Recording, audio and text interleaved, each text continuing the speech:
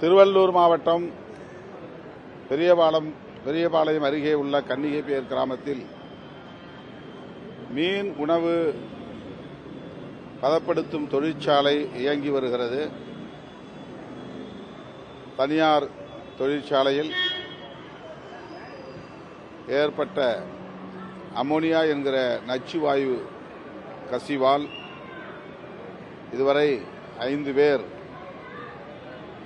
உயிரிழக்கும் பேரவலம் நடந்திருக்கிறது. ராஜீவ்காந்தி மருத்துவமனையில் தீவிர சிகிச்சை பிரிவில்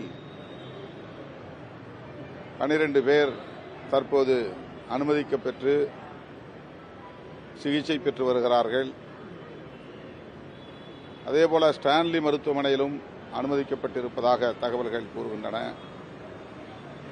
பெரியபாளையம் அருகே ஒரு தனியார் மருத்துவமனையிலும் பலர் அனுமதிக்கப்பட்டு சிகிச்சை பெற்று வருவதாகவும் தகவல்கள் உள்ளன. இப்போது ராஜீவ்காந்தி அரசு பொது மருத்துவமனையில் அனுமதிக்கப்பட்டுள்ள அமோனியா வாயு கசிவால் பாதிக்கப்பட்டு சிகிச்சை பெற்று வரும் அந்த தொழிலாளர்கள் அனைவரும் பெண் தொழிலாளர்கள் என்பதை அறிந்து மிகுந்த அதிர்ச்சி அடைகிறோம். தீயினால் ஏற்பட்ட புண்ணை போல இந்த நச்சு வாயுவால் அமிலத்தன்மை உள்ள அமோனியா வாயுவால் முகம், கழுத்து போன்ற பகுதிகளில் வெளிப்புற காயங்கள் உள்ளன. இந்த அமோனியா வாயுவை சுவாசித்ததனால் சுவாச பைகள், சுவாச குழாய் ஆகியவற்றிலும் புண் ஏற்பட்டிருப்பதை மருத்துவர்கள் எடுத்து கூறினார்கள். அவர்களுக்கு தீவிரமான சிகிச்சை அளிக்கப்பட்டு வருவது ஆறுதல் அளிக்கிறது. இந்த தொழிலாளர்கள் அனைவருமே வட இந்திய மாநிலங்களை சார்ந்தவர்கள் என்பது மேலும் அதிர்ச்சி அளிப்பதாக உள்ளது. ஒடிசா, ஜார்க்கண்ட், அசாம் ஆகிய மாநிலங்களை சார்ந்த தொழிலாளர்கள் தமிழகத்தில் இதுபோல தனியார் நிறுவனங்களில் பணியாற்றி வருகிறார்கள். இந்த தொழிற்சாலையில் பணியாற்றும் தொழிற்சாலையிலேயே மொத்தமாக கூட்டமாக தங்குவதற்கான ஏற்பாட்டை செய்திருக்கிறார்கள். தொழிற்சாலை அருகில் தங்குவதற்கு ஏற்பாடு செய்திருக்க வேண்டும். தொழிற்சாலையிலேயே தங்க வைப்பது தொழிலாளர் நலன்களுக்கு உரிய சட்டத்திற்கு எதிரானதாகும்.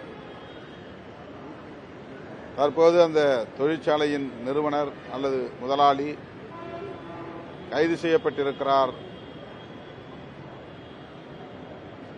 அதே வேளையில் பாதிக்கப்பட்ட தொழிலாளர்களுக்கு போதிய இழப்பீடு வழங்கப்படவில்லை. 2 லட்சம் ரூபாய் என்பது பாதிக்கப்பட்ட குடும்பத்தினருக்கு உரிய இழப்பீடாக இருக்க முடியாது. 18 வயதிலிருந்து 25 வயதுக்குட்பட்ட இளம் பெண்கள் இங்கே தொழிலாளர்களாக பணியாற்றுகிறார்கள் என்பது இன்னும் அதிர்ச்சி அளிக்கக்கூடியதாக உள்ளது. எனவே இதுபோன்ற தொழிற்சாலைகளில் தொழிலாளர்களுக்கான பாதுகாப்பை உறுதிப்படுத்துவதற்கு உரிய ஆய்வுகளை நடத்தியிருக்க வேண்டும், கண்காணிப்பை செய்திருக்க வேண்டும். இனிமேலாவது இத்தகைய பேரிடர் நிகழாதவாறு தடுப்பதற்கு உரிய நடவடிக்கைகளை தமிழ்நாடு அரசு மேற்கொள்ள வேண்டும் என்று கேட்டுக்கொள்கிறோம். உயிரிழந்தோர் குடும்பத்திற்கு குறைந்தது தலா 10 லட்சம் ரூபாய் இழப்பீடு தொகை வழங்க வேண்டும். அந்த குடும்பத்தை சார்ந்தவர்களில்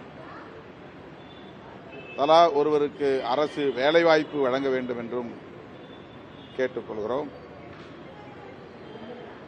இந்த விபத்தில் பாதிக்கப்பட்டு சிகிச்சை பெற்று வருகிற காயமடைந்துள்ள அனைவருக்கும் அரசு இழப்பீட்டுத் தொகை வழங்க வேண்டும் என்றும் அவர்களுக்கு தொடர் சிகிச்சை அளிப்பதற்கு உயர் சிகிச்சை அளிப்பதற்கு ஆவண செய்ய வேண்டும் என்றும் தமிழ்நாடு அரசுக்கு விடுதலை சிறுத்தைகள் கட்சி வேண்டுகோள் விடுக்கிறது. சார், இப்போ நேற்று வரைக்கும் இந்த நிலவரம் எப்படி பார்த்தீங்கன்னா 6 பேர் தான் உயிரிழந்தாங்க. இப்போ ஜஸ்ட்டும் பார்த்தீங்கன்னா இன்னொருத்தர் 7 பேர் மொத்தம் ஒரு லேடி உயிரிழந்தாங்க.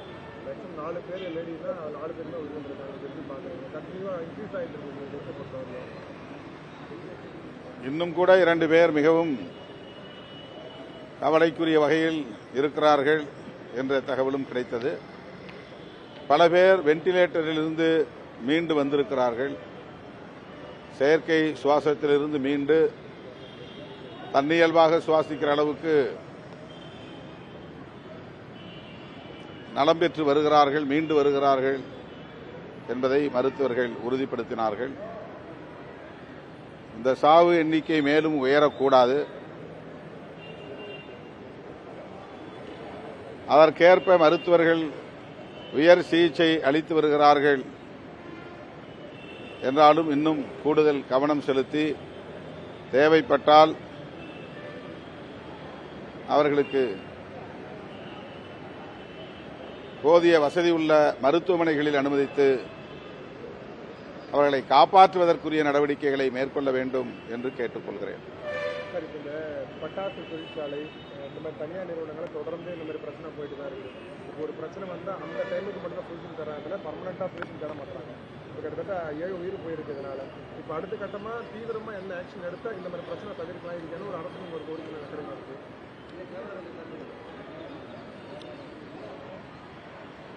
இதுபோன்ற தொழிற்சாலைகளை அடிக்கடி ஆய்வுக்கு உட்படுத்த வேண்டும். தொழிலாளர்களுடைய நலன்களை கண்காணிக்க வேண்டும். சட்ட விதிமுறைகளின்படி தனியார் தொழிற்சாலைகள் அல்லது அரசு நிறுவனங்கள் இயங்குகின்றனவா என்பதை ஆய்வு செய்தாலே முன்னெச்சரிக்கை நடவடிக்கைகளை மேற்கொண்டு விட முடியும். இந்த தொழிற்சாலைக்கு மேலே கீழே மீன் உணவு தயாரிக்கிற பதப்படுத்துகிற பணிகள் நடைபெறுகின்றன. மேலே டார்மிட்டரி என்கிற பெயரில் பல பேர் தங்குகிற ஒரு அறை ஏற்பாடு செய்து அந்த அறையிலே தங்க வைத்திருக்கிறார்கள். தொழிற்சாலையிலேயே தங்க வைப்பது குற்றம். அதுவே சட்டத்தின் விதிமுறைகளின் கீழ் வராது. சட்டத்தை மீறிய செயலாகும்.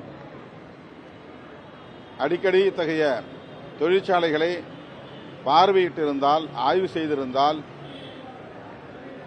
இதை தடுத்திருக்க முடியும். ஆக உரிய ஆய்வுகளோ கண்காணிப்போ நடைபெறவில்லை என்பதைத்தான் இது உறுதிப்படுத்துகிறது. எனவே எப்போதும் விபத்துக்கு பின்னர் நட்டையீடு வழங்க வேண்டும் என்று சிந்திப்பதை விட முன்னெச்சரிக்கையாக தடுப்பு நடவடிக்கைகளில் ஈடுபட வேண்டும் என்பதில் அரசு கூடுதல் கவனம் செலுத்த வேண்டும் என்று கேட்டுக்கொள்கிறேன்.